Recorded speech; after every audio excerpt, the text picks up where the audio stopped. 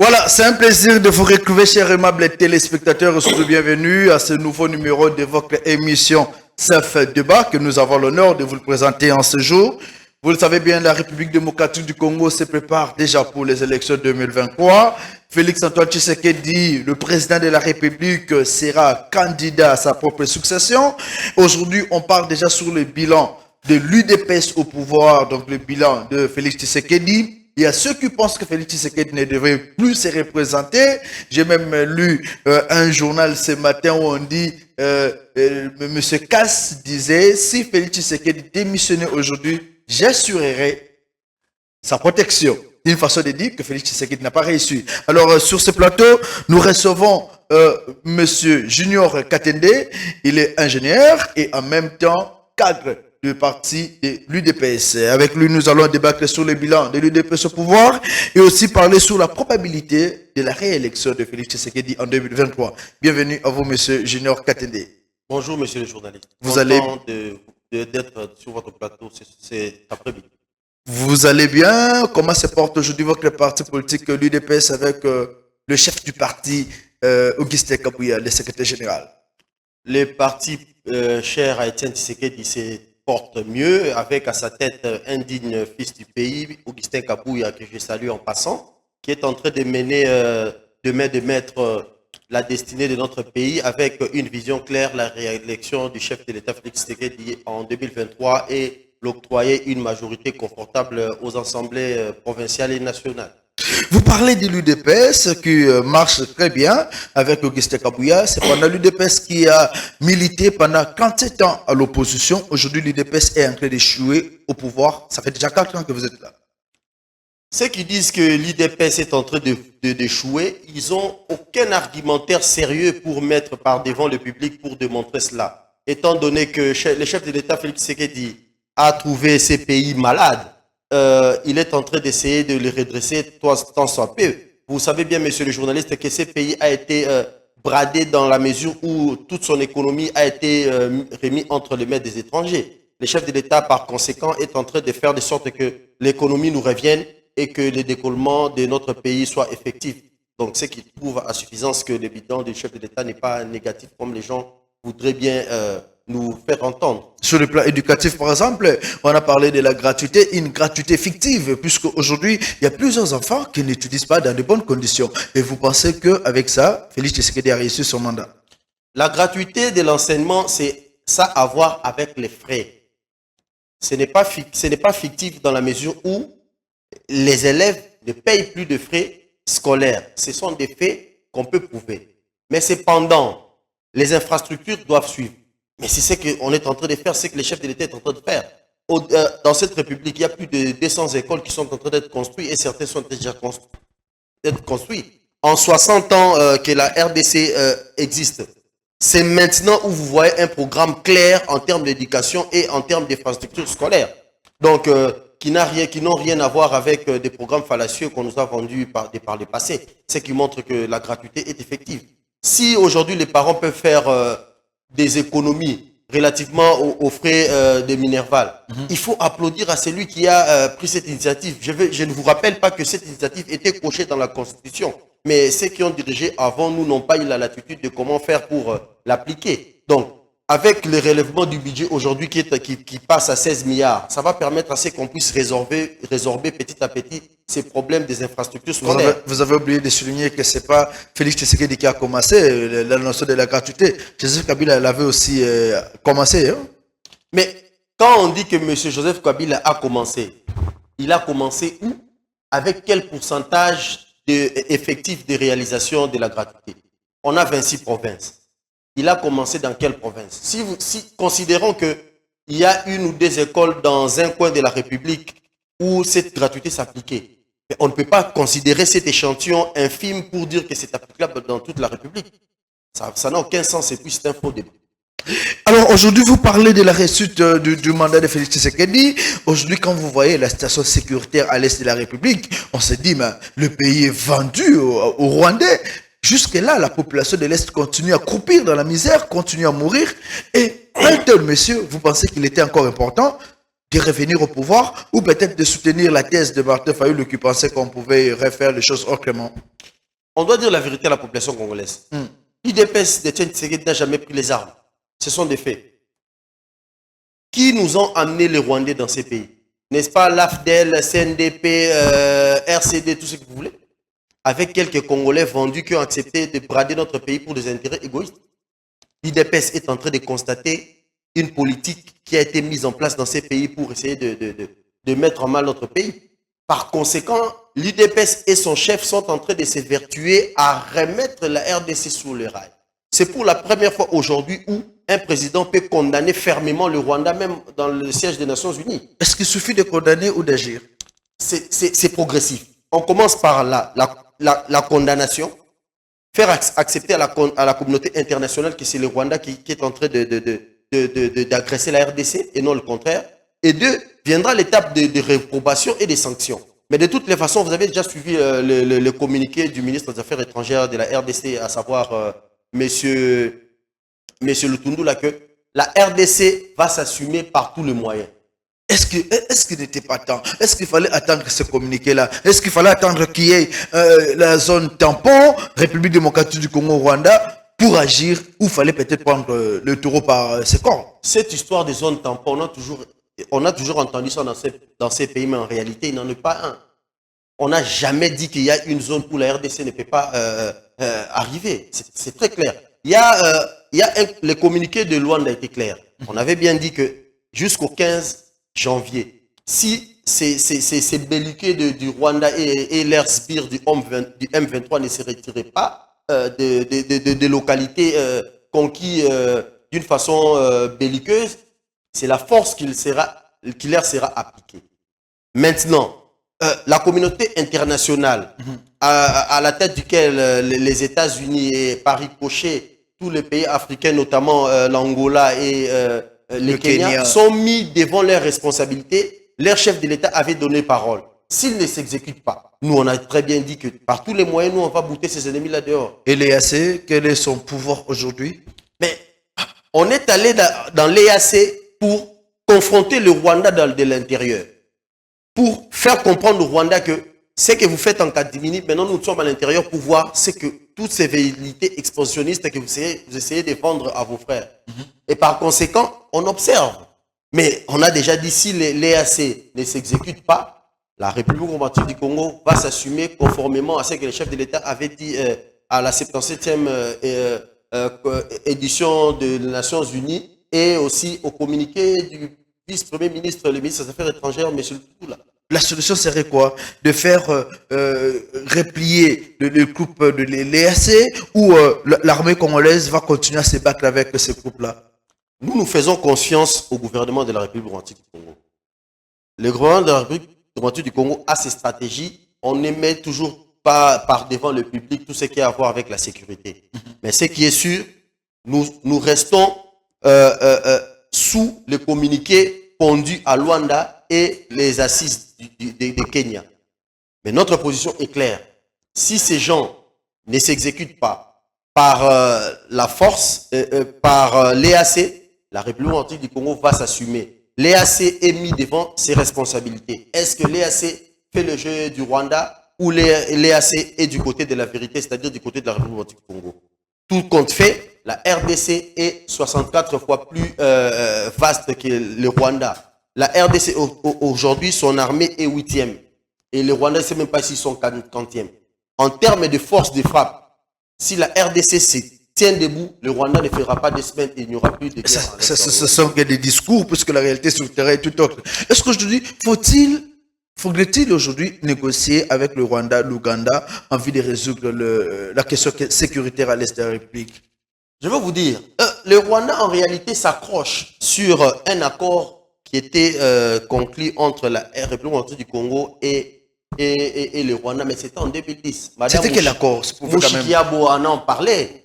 Cet accord disait quelque part que les forces de sécurité rwandaises pouvaient sillonner ça et là dans toutes nos 9 frontières de la République démocratique du Congo. Et cet accord ajoutait encore quelque part, il y a une incise qui disait que la partie Est devait avoir un statut spécial, conformément à tous les drafts de guerre. Mais c'est cela ouvrait la voie à la balkanisation. c'était le chef de la police de l'époque et le monsieur Raymond Chibanda qui était à la tête de cet accord. Je me souviens même, d'après les indiscrétions, c'est lui qui était facilitateur à l'époque, à savoir l'ancien président du Nigeria, a même posé la question à la partie congolaise.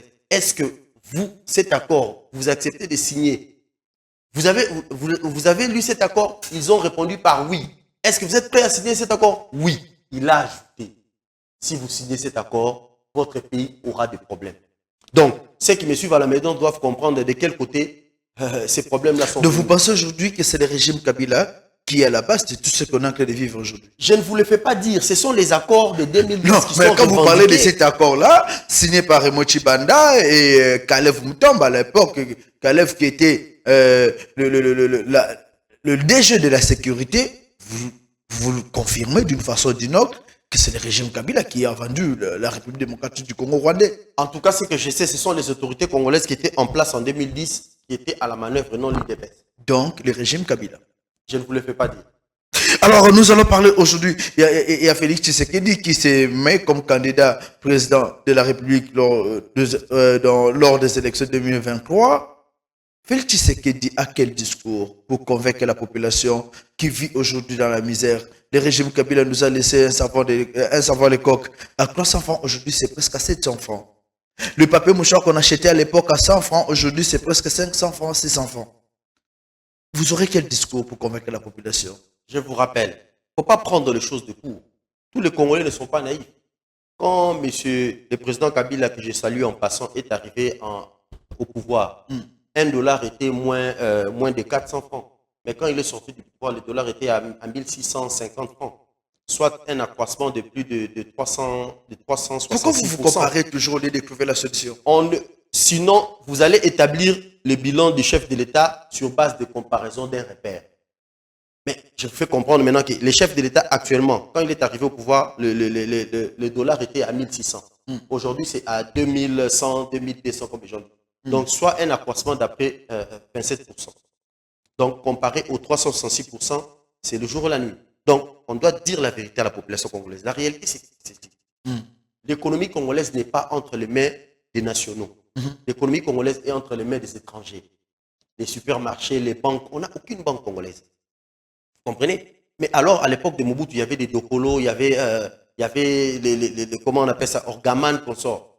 Ça faisait que le Congolais avait un mot à dire. Mais actuellement, il suffit que ces gens-là se réveillent. Ils créent des spéculations pour qu'il y ait flambée des prix et puis augmentation de taux d'échange. C'est parce que l'économie n'est pas entre les mains du Congo. Mais pour bien comprendre, le chef de l'État est comme un médecin qui a trouvé un homme frappé à l'agonie. L'homme frappé à l'agonie, c'est qui? C'est la République du Congo. On l'a sectionné la gorge. Il faut faire une opération délicate pour sauver la vie. Ces opérations-là prennent du temps et ça doit se faire d'une façon minutieuse. Au lieu que nous, population, se mettions à condamner la personne qui a asséné de coups aux malades, mais on est en train de condamner les médecins qui essayent de guérir les malades. C'est un non-sens. Donc c'est comme ça que vous devez comprendre l'approche du Congo. Donc vous pensez qu'aujourd'hui, le régime Tshisekedi est comme un médecin qui vient d'urgence pour guérir... Il est en train d'essayer de guérir une personne à l'agonie. Au contraire, au lieu d'essayer de le vilipender, lui qui n'a rien fait pour que les malades soient à cet état, prions pour lui, jetons-le les fleurs, encourageons-le plus pour qu'il puisse sortir la RDC de l'agonie. Cependant, Joseph Kabila a laissé quand même de réserve au niveau de la banque. Félix Tshisekedi aujourd'hui avait tout bousillé. Cependant, Joseph Kabila avait quand même laissé une situation sécuritaire stable à l'est de la République démocratique du Congo. Aujourd'hui, la population est en train de souffrir. Cependant, Joseph Kabila avait quand même laissé le pays réuni. Aujourd'hui, à Kwamutu, il y a des guerres. Vous pensez que Félix Tshisekedi avait trouvé le pays à l'agonie? C'est utopique, ça. Je vous informe que à l'époque du président Kabila, les réserves d'échange étaient estimées à 1,2 milliard de dollars. Mais maintenant, nous sommes à 4,5 milliards de dollars. Donc, dire que qui fait mieux? Aujourd'hui, le budget de la République du Congo est passé à 16 milliards de dollars. Qui fait mieux? Un chiffre, parce que juste par rapport au chiffre, la réalité sur le terrain est tout autre. En parlant d'abord de Kwamutu, pour revenir à votre question, à Kwamutu aujourd'hui, et la paix est en train de revenir, c'était des choses montées de toutes pièces pour essayer de distraire la population congolaise. devant la victoire diplomatique du chef de l'État à l'international, il a mis toute la communauté internationale dans sa poche pour leur faire comprendre que c'est le Rwanda qui nous agresse.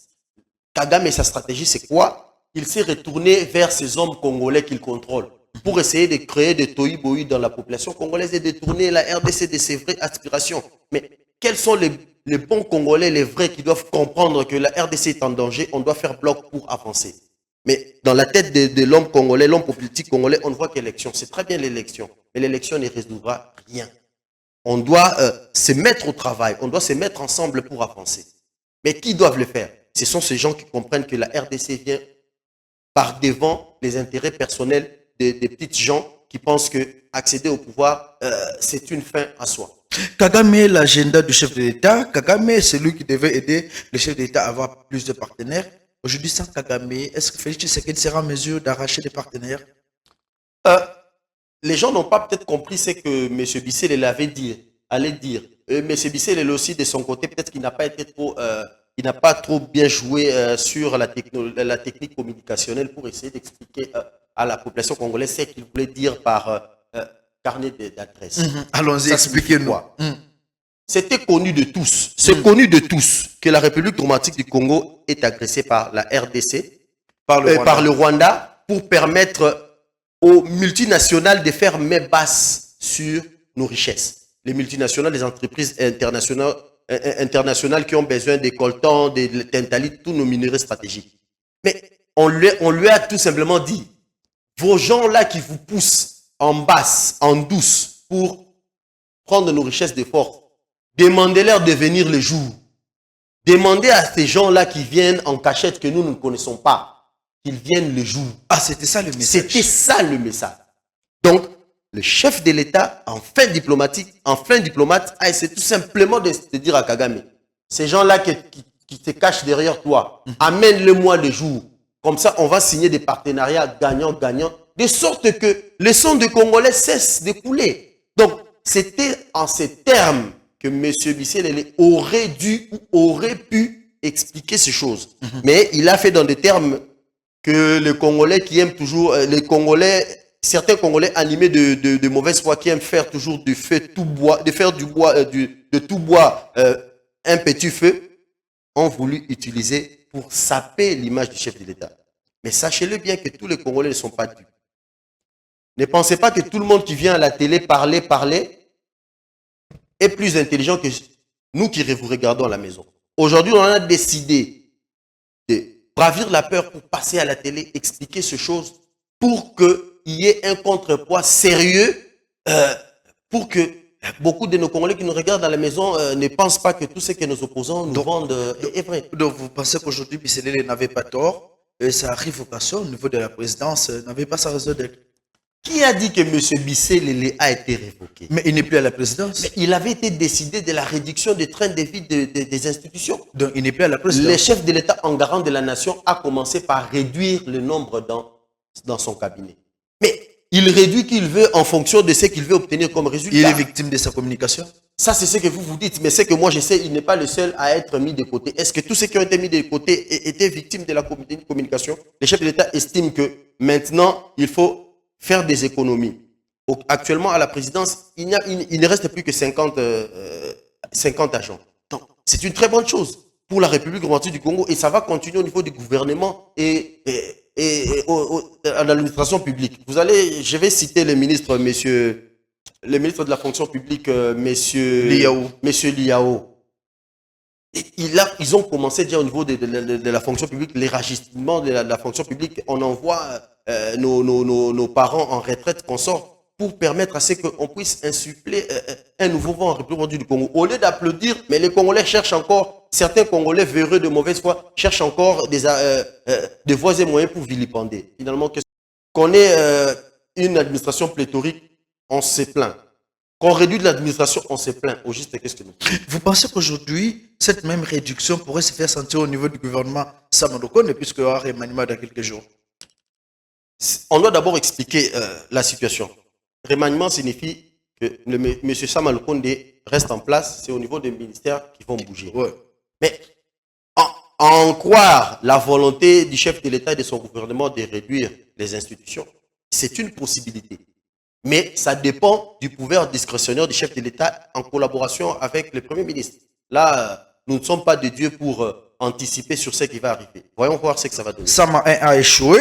Sama 1 n'a pas répondu aux attentes de la population.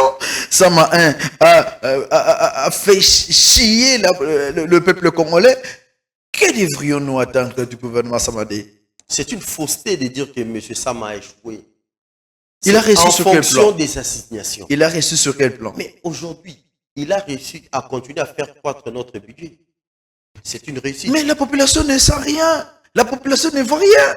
On nous parle de 14 milliards, 16 milliards, mais entre temps, vous allez au marché, faites un tour ici à Gambela ou à Soma Zigida, vous verrez que les gens sont en train de croupir pour avoir les fiscaux 1000 francs. Mais messieurs les journalistes, il ne faut pas penser, les Congolais, certains Congolais pensent que quand on dit budget, c'est une somme qu'on va distribuer aux 100 millions de Congolais, chacun prend 160 $, 200 $, on se partage. C'est pas ça. Mais on doit ressentir. C'est pas ça que c'est. On doit le sentir quand même. Ceux qui travaillent, les salariés, les ressentent. Vous Non, comprenez? ça représente rien. Mais non, on avance. Les salaires, On avance. ça représente rien. Le chômage en République du Congo a avoisiné le 90% avant l'arrivée du chef de l'État. Mais maintenant, avec les investissements, avec tout ce qu'on est en train de voir comme réforme, cela doit contribuer à faire descendre le taux du chômage. Mais quelle n'est pas notre surprise? Quand l'IGF essaye d'intervenir pour essayer de voir clair dans des programmes passés dans notre République, mais c'est nous-mêmes, peuple congolais, qui montons au créneau pour dire que Ndekonabi sauté, a ibité. Mais s'il n'y a personne qui a volé qu'il y a personne qui a détourné dans son pays, de ce pays, dans le pays, alors c'est parti pour la misère indéfinie. Il faut que les gens apprennent à répondre de leurs actes.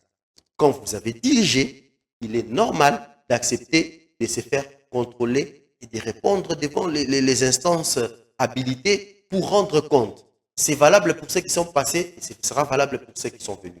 C'est ce que les chefs de l'État essaient d'impulser, que nous-mêmes, population, ne nous voulons pas. Donc aujourd'hui, vous dites que le gouvernement Sama avait reçu et les Samadé pourraient encore faire quoi? Sama 2, vous allez vous rendre compte d'abord qu'il y a des vides actuellement dans certains ministères. Ministère de l'économie, le ministère du déjà transport, par rapport à ça, il faut un remaniement. Donc, restons d'abord là. Il faut un remaniement technique pour combler ces vides-là. Oui. C'est logique. Et le reste, les chefs de l'État, il y a, mettons, les 11 mois qui restent, il y a des assignations qu'il peut atteindre. S'il pense que tel et tel élément doit s'arrêter pour remplacer avec un autre, c'est à lui de le faire pourvu qu'il atteigne ses assignations. Donc, on ne peut pas empêcher le chef de l'État et son Premier ministre de faire des réajustements qui leur permettent d'atteindre leur assignation. Non. Ils auront quel objectif? Il y a beaucoup d'objectifs. Selon vous? L'objectif principal, d'abord, c'est l'organisation des élections en 2023. Le train est en marche. Et certains, tant que le Congo est Congo, il y a des objectifs à atteindre, notamment la fin de la guerre à l'Est. C'est comme ça que vous avez vu que le chef de l'État a commencé de la réforme au niveau de l'armée et des services de sécurité et de la police. C'est pour permettre d'atteindre ces résultats. Et nous allons l'atteindre. Et le social de la population? Le social de la population est quelque chose de très important et cela passe par des réformes. On doit être ouvert aux réformes. On doit accepter que les gens répondent devant la loi quand vous avez géré. C'est comme un véhicule qui était en panne. Le chef de l'État, en bon mécanicien, maintenant là je prends l'exemple d'une voiture et d'un mécanicien. En bon mécanicien, il vient, il répare le véhicule. Il monte, il démarre. Vous voyez que le véhicule démarre. Mais pour que le véhicule se mette en mouvement, il faut que les forces qui sont opposées, donc, vous voyez, voici le véhicule est immobilisé. Parfois, on met la pierre en dessous du pneu pour que le véhicule ne se déplace pas. Il faut commencer par enlever toutes ces pierres pour que le véhicule démarre, pour que le véhicule avance. Mais quand le chef de l'État veut enlever ces pierres-là, dont la corruption, l'impunité, mais nous-mêmes, on passe au créneau pour défendre ces gens-là. Comment vous voulez que le pays démarre? Et quand le chauffeur le chauffeur ne sait pas conduire, c'est quoi la conséquence? Le chauffeur a montré qu'il sait conduire parce qu'il a d'abord réparé le véhicule et il a démarré, il a engagé tout le processus de départ, mais il y a des pesanteurs qui empêchent que ces processus puissent être enclenchés. Je vous ai donné l'exemple. Il faut d'abord, nous, population, qu'on accepte d'extirper toutes ces oppositions qui empêche au véhicule de passer. En passant, quand je parle d'opposition, je ne parle pas d'individu, je parle de comportement. On doit réformater l'homme congolais. L'homme congolais doit apprendre à être redevable par rapport à la population. Et quand on veut nous le mettre par devant nous, c'est ce que nous réprouvons. Les gens vont embrasser ce qui nous ont détruits hier. C'était non-sens. Vous avez parlé parmi les objectifs du prochain gouvernement, c'est l'organisation des élections qui nous attend déjà au mois de décembre 2023. Cependant, le président de la CENI a reconnu officiellement qu'il y avait plusieurs difficultés et même des problèmes d'enrôlement. Aujourd'hui, l'opposition demande un consensus. Comment est-ce que nous allons aller aux élections avec un tel CENI? Je ne comprends pas finalement. On a dit les élections ou rien. La CENI nous pond un calendrier, allons aux élections. Les élections crédibles, avec des responsables, des gens qui n'ont pas de couleur politique, pas n'importe quelle élection. Les élections seront crédibles. On demande à tous les opposants, à tous ceux qui sont à la majorité comme nous, d'amener des témoins. Et on nous a dit que les résultats seront publiés bureau de vote par bureau de vote. Arrêtons de réfléchir à la place de la CENI. Nous ne sommes pas la CENI. La CENI nous demande d'aller s'enrôler. Nous, on va s'enrôler. On va s'enrôler. Et si jamais la CENI ne respecte pas sa mission, c'est là où les gens vont monter au credo pour essayer de répliquer ou de contester. Mais l'opération d'enrôlement est en cours. Mais vous entendez déjà que nous n'allons pas nous enrôler. Nous n'allons pas nous enrôler, d'une part, mais d'autre part, on dit que les élections en 2023. C'est un peu contradictoire, mais c'est leur position, nous les respectons, mais nous incitons toute la population congolaise d'aller s'enrôler, d'autant plus que ces données qui sont transmises à la CENI seront reversées à l'ONIP pour qu'on puisse nous concocter les cartes d'identité qu'on a plus, ça fait depuis 1984 si je me trompe. Pourquoi est-ce que vous ne voulez pas un consensus? Puisque l'opposition demande un consensus, le PPRD ne veut même pas s'enrôler puisqu'il n'y a pas eu consensus autour du choix des animateurs de la CENI. Aujourd'hui, il y a Lamouka qui ne veut pas de la CENI. Mais pourquoi est-ce que vous, de l'UDPS, de l'Union sacrée, vous ne voulez pas qu'il y ait consensus pour résoudre cette crise? Je vous fais remarquer d'abord que consensus ne signifie pas unanimité. Même au ciel, il y a eu Satan, il s'est rebellé. Si au ciel, il y a eu Satan qui s'est rebellé, ou il y a des anges, il y a Dieu lui-même, à combien plus forte raison sur la terre? Mais je pense, les hommes politiques, s'ils veulent parler, ils parlent. Vous allez vous rendre compte que monsieur du Sensa, monsieur Lengankoy, est en train de faire une tournée politique. Conformément on va en parler. Restons d'abord dans le sujet, dans notre rubrique CENI, et on va parler sur les consultations avec Joseph Lengankoy. Mais oui, je faisais allusion à ça pour vous dire que les politiciens se parlent toujours. Donc, on ne peut pas interdire à nos leaders de se parler. Les chefs de l'État, sa porte a toujours été ouverte. Je ne vois pas quelqu'un de l'opposition aller toquer à sa porte et les chefs de l'État dire non. Mais cependant, la CENI est un organe indépendant.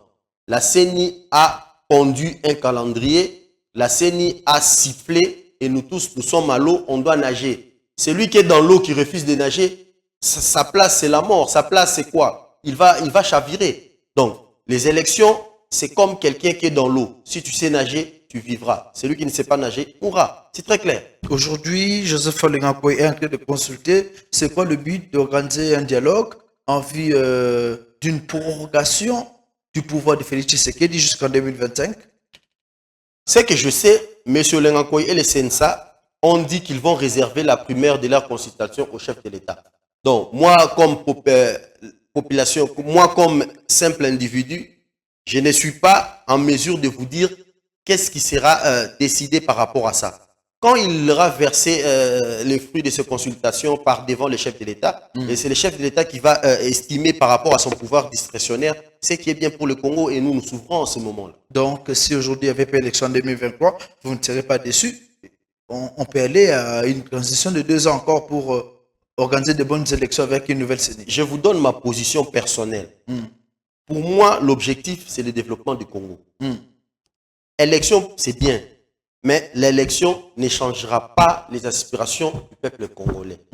Les aspirations du peuple congolais seront changées par la volonté politique qui est incarnée actuellement par le chef de l'État Félix Tshisekedi de Tshilombo. c'est donc pour qui je me bats, c'est donc pour qui l'IDPS se bat. Le reste, ce ne sont que conciliabules. La vie congolaise, la vie politique congolaise, de par le passé, a été émaillée de conciliabules politiques. Mais cependant, nous ne voulons pas tout ce qui peut remettre en cause l'ordre constitutionnel. La Cour constitutionnelle déjà est détestée par l'opposition. Mais la Cour constitutionnelle est la justice de notre pays et la sommité de la justice de notre pays. On pense que c'est pris en otage par Tshisekedi et son pouvoir. Par rapport à quoi? Parce que actuellement, la Cour constitutionnelle est indépendante. Vous allez me dire que il y a des décisions qui sont prises contre le pouvoir. Je n'ai jamais vu le chef de l'État rechigner. Non. Comment est-ce que vous allez dire aujourd'hui que la Cour constitutionnelle est d'un côté ou de l'autre?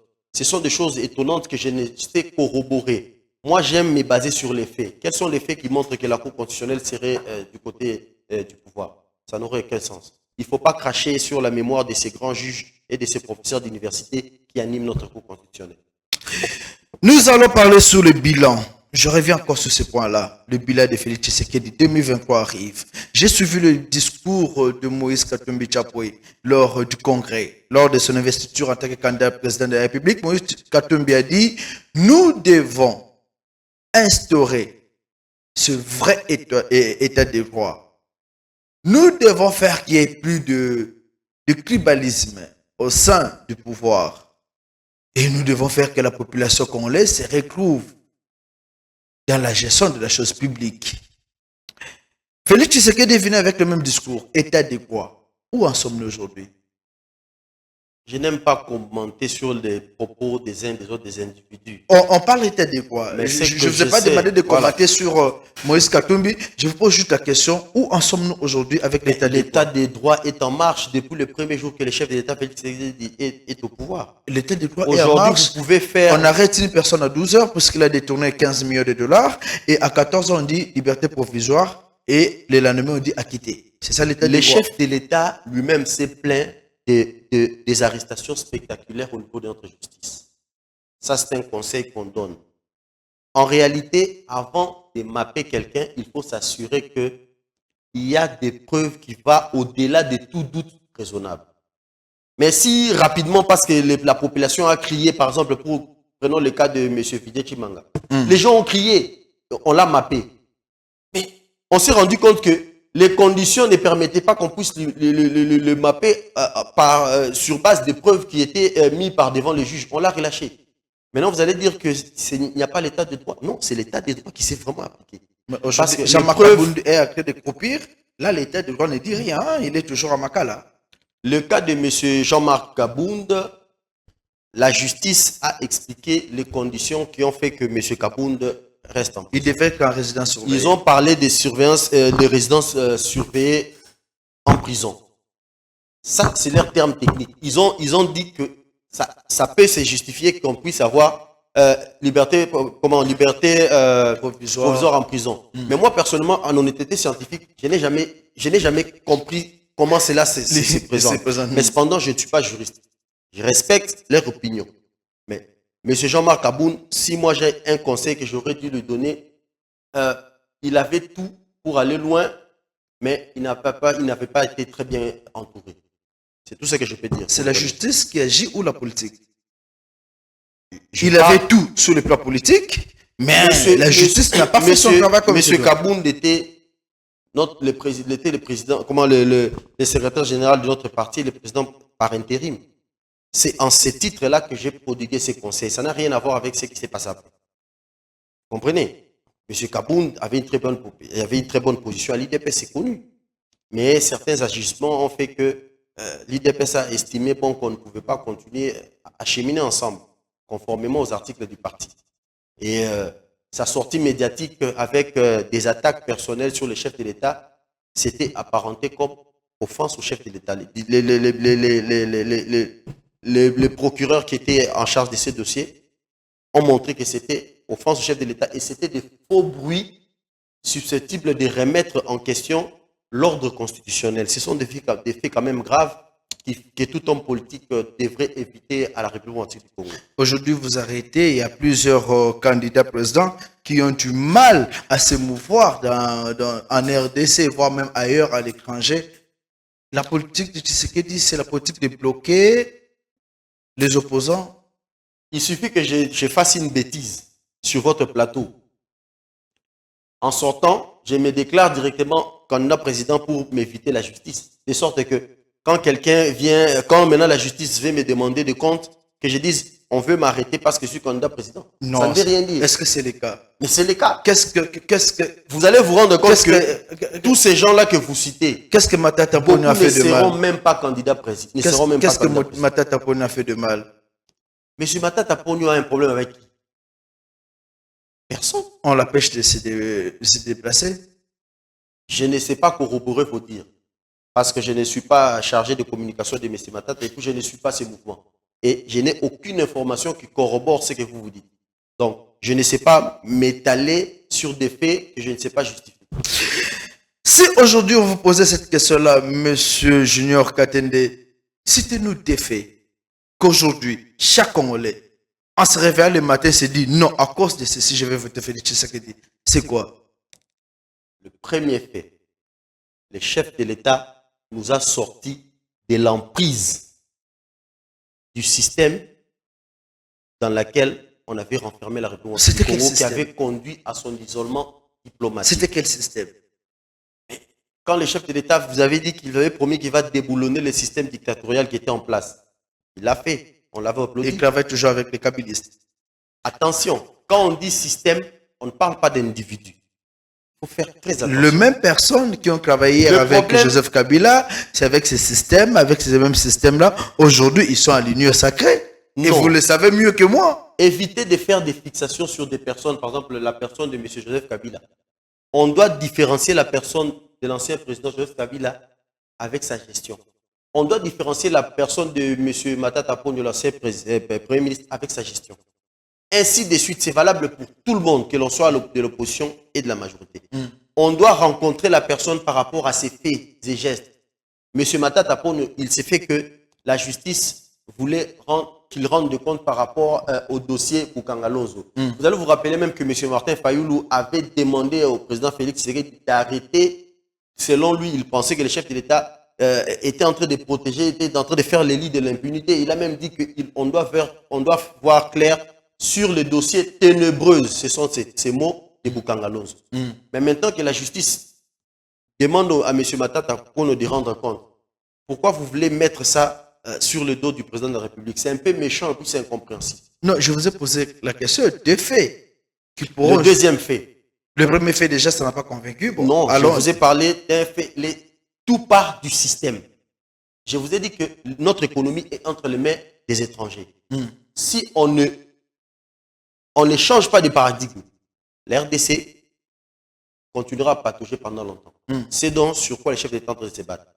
Prenons la gratuité de l'enseignement. Prenons le fait qu'il a obtenu la levée des notifications sur l'achat des armes. Ça va commencer en 2024, hein? Jusque-là, ce n'est pas encore officialisé. Non. C'est en 2024 que cela s'ancrera en exercice. D'après ce que je sais, c'est déjà levé, mais il y aura, ils vont faire le point en 2024. En 2024 pour voir si on a respecté. Voilà, on a levé, mais c'est en 2024 que tout sera fait. Non, on a déjà levé, mais on dit en 2024, on va faire la pause pour s'assurer que les armes que la RDC va acheter ne se retrouvent pas entre les mains des groupes armés. C'est un peu la peur qu'eux avaient. C'est le bémol qui a été mis dans ces documents-là. Là, le pouvoir ne sera plus entre les mains de Tshisekedi. On avance, les deuxièmes faits. Là, ce sont vos propos, ce ne sont pas mon propos. Donc, je vous ai parlé, je vous ai dit, la gratuité de l'enseignement, c'est indéniable, ce sont des faits. 2, la levée des restrictions sur l'achat des armes. 3, les budgets congolais qui a quadruplé. 4, aujourd'hui, il y a la liberté d'expression. Monsieur, vous pouvez parler dire des choses graves contre les chefs de l'État sans que vous soyez inquiétés. Cependant, Piro Louara n'est plus à Kinshasa. Cependant, il y a plusieurs journalistes qui sont inquiétés. Peter Tiani, l'autre fois, a été interpellé par le CESAC, où il y a eu même confusion entre CESAC et notre corporation de journalistes. Vous pensez qu'aujourd'hui, la liberté d'expression est assurée en RDC? Je vous le dis aujourd'hui, les chefs de l'État, Félix Tshisekedi, n'ont rien pour ce qui se passe avec M. Peter Tiani. Et de deux, il ne sera pas arrêté. C'est tout simplement, on a tendance à créer des polémiques inutiles. À mon humble avis, je ne suis pas professionnel des médias, mais je pense, si l'UNPC avait laissé M. Bossembe avec l'organe qui dirige suivre son cours, peut-être on serait arrivé sur le fait qu'il renvoyerait les dossiers vers l'UNPC. Mais parce que nous, on a tendance parfois à créer du buzz, il y a l'UNPC venir ajouter l'huile sur le feu. Là, ce sont mes analyses par rapport à tous les éléments dont je dispose dans mon cerveau pour essayer de corroborer tel ou tel fait. En tout cas, j'ai fait cette analyse. Ça n'a rien à voir avec le fait d'être professionnel des médias ou pas. Félix Tshisekedi sera face à Moïse Katumbi Tchapoe, un monsieur qui a bien géré la province de Haut-Katanga, la province du Grand Katanga à l'époque. Moïse Katumbi Tchapoe est soutenu par plusieurs personnalités politiques du pays. Quand je vois un monsieur comme Diomi, Franck Diongo et tant d'autres, est-ce que vous avez des arguments pour faire face ensemble pour la République? Et quand on voit déjà 2 ministres, 3 ministres sont partis du gouvernement Sama, ça a quand même déstabilisé. Hein? Je ne sais pas qu'est-ce que vous entendez par déstabiliser, mais c'est qui est vrai. J'observe que les Katanga sectionnés tel qu'il est aujourd'hui produit des résultats supérieurs à ceux qui étaient avant, quand les Katanga étaient réunis. J'observe que la Gécamine, à l'époque de Mobutu, produisait plus de résultats que maintenant. On a eu nos entreprises congolaises qui ont été dédoublées au profit des entreprises étrangères. La Gécamine, dédoublée en Sassim, je ne sais pas moi quoi. La MIPA, dédoublée, vous comprenez? Les entreprises qui étaient à l'avantage du Congolais, on l'a donné du côté des étrangers. Mais n'est pas sous Félix Tshisekedi que ceci a eu lieu. Donc, je n'aimerais pas entrer dans le débat des cités de noms. Mais je parle en termes de régime. Et je note qu'en 2 ans, le chef de l'État Félix Tshisekedi a co-géré ces pays avec l'ancien régime. Il y a eu des Tokuteui, il fallait d'abord 2 ans pour se défaire de cela. Il l'a fait de la plus bonne manière avec une intelligence telle que je n'ai jamais vue. Tout le monde disait, donne-moi le premier, comment est-ce que dans ces contextes, le chef de l'État va faire pour se défaire de ces gens? Mais tel un félin, il l'a fait d'une manière où tout le monde a applaudi, a dit oui, amen, cet homme est vraiment le fils d'Etienne Tshisekedi. Et ça nous a encore regardé pour continuer à les soutenir vigoureusement. Pourquoi est-ce que vous avez réduit les salaires de Joseph Kabila Kabange de 680 000 $ à 12 500 $? Pourquoi? C'est étonnant la manière dont les gens veulent présenter la chose. Quand vous suivez bien, c'était sur Top Congo, c'est que le ministre des Finances a dit que le salaire de l'ancien président est égal à 75% le salaire du président actuel. Cela signifierait que c'est que le chef de l'État actuel touche a subi aussi une réduction. Et l'ancien chef de l'État touche les 75%. Ça signifie que Félix Tshisekedi, dès qu'il va en 2028, si c'est en 2035, je ne sais pas moi, Dieu seul sait, dès qu'il va, parce que c'est des mandats, nous le savons, il va le faire parce que son bilan est positif. Les sondages sérieux. Ça n'engage que vous. Les sondages sérieux prouvent. Ça n'engage que vous. Je parle de sondages, ce sont des faits. Les sondages sérieux sur le plan local et international lui donnent favori à tous les niveaux. Il pourra faire ses deux mandats. Dès qu'il arrêtera, il va toucher les mêmes 12 500 $ que l'actuel président Kabila touche. Pourquoi on doit donner un salaire mirobolant à un individu et après se plaindre que l'enseignant touche moins? C'est vouloir quelque chose de son contraire. Et le chef de l'État, Joseph Kabila lui-même, il n'est pas monté au credo pour se plaindre de ce Joseph salaire. Kabila ne parle pas. C'est sa Souvent, ce position. sont ses acolytes qui parlent et c'est quand même mal agir, vous voyez pas? Moi, tant que le chef de l'État, Joseph Kabila, l'ancien chef d'État, Joseph Kabila ne parle pas, je considère qu'il ne parle pas. Les discours indirects, vous voulez le voir, voir déclarer pour dire pourquoi est-ce qu'on a réduit mon salaire? Moi, je ne veux voir rien du tout. Ce que je constate, l'Assemblée nationale, qui est l'organe souverain des législations en termes de loi de finances, a pris une décision de faire des coupes drastiques pour permettre à des secteurs qui ont trait avec l'investissement, la création des richesses, l'armée, les services de sécurité puissent être regardés en termes de budget, et nous applaudissons en demain. Le pays va mal, franchement. Je pense que Maman Olive Lembe, qui a imploré à Mouzé Laurent Désiré Kabila d'intercéder pour le pays, est-ce qu'elle a tort? Je n'ai aucun commentaire à faire par rapport à la prière de Madame Olive Lembe. Aucun. Pourquoi? Puisqu'elle demande, elle dit le pays va mal, vous pensez qu'elle n'a pas raison? Madame Olive Lembe n'est pas le gouvernement, n'est pas l'Assemblée nationale, n'est pas le président de la République. Elle est congolaise. Elle est congolaise. L'ex-première dame, voilà. Elle a dirigé ce pays avec son mari. Elle voit aujourd'hui la réalité, comment est-ce que les Congolais vivent. Le pays va mal. Attention, Maman Olive Lembe n'a pas dirigé ce pays. Elle n'a pas dirigé, mais elle était Maman Denise. Oui, elle n'a pas dirigé, mais elle a quand même vu comment son mari dirigeait. Elle a été première dame. Nous respectons son point de vue. Moi, mon éducation m'interdit de porter des genres de jugement sur les femmes. En tout cas, d'autant plus que cette fonction qu'elle a occupée, nous la respectons. Elle a fait sa prière. Ça n'engage qu'elle. Moi, je suis ici pour parler des affaires qui touchent à la République. L'état du pays aujourd'hui vous fait plaisir? Je viens de vous démontrer à corps perdu que la RDC était un corps malade dont le président Tshisekedi, en médecin, il vient pour le sortir du coma dont il se trouve. Au lieu de lancer la pierre sur ceux qui ont fait que le Congo soit malade, mais vous essayez de vilipender le médecin qui essaye de guérir les malades. C'est contradictoire. Donc vous êtes prêt à aller aux élections sans le PPRD, sans les idées de Martin Fayoulou, sans l'opposition? L'IDPS ira aux élections avec ses alliés.